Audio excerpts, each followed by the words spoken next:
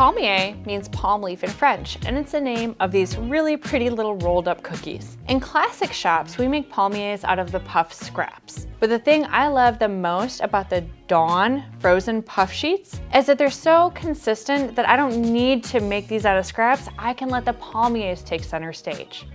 The beautiful thing about palmiers is that they are delicious in their simplicity. So no matter how much you think that you want to add things, cinnamon, nuts, brown sugar, whatever, don't do it. It actually doesn't improve it. You can't get better than the original. The original is really simple to make. The first ingredient that I have is melted butter. It's important that the butter is melted, and I'll explain that to you because when I brush it on, I want to brush on as much butter as I can in a beautiful thin layer. You're gonna say, Chef, you're putting so much on. Why don't you just take whipped butter and spread that out? Because we really just want the nice top part of the butter, the ghee or the clarified butter, and that's much easier to do when it's melted. So don't whip whole butter and put it on there, just melt it and brush it on. And I'm going to take the granulated sugar and sprinkle it around the edges of my dough first. And this is not one of those doughs where you leave a lip. You want to spread it entirely with the butter and with the sugar. If you were to take and measure how much I'm putting on, it's almost always just about 3 ounces each. So about 3 ounces of butter, about 3 ounces of sugar.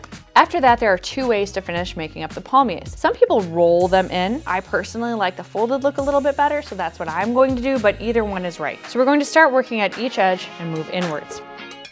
Our first fold, we're going to fold the other side in towards it also. One more. Ah, look at that. Perfect. And now we're going to fold these in on each other.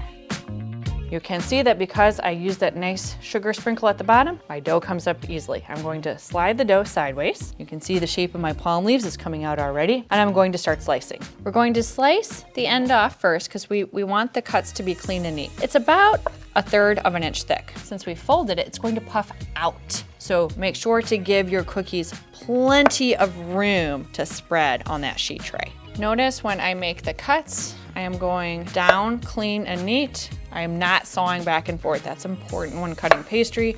It could crimp the edges and they won't puff the way you want them to.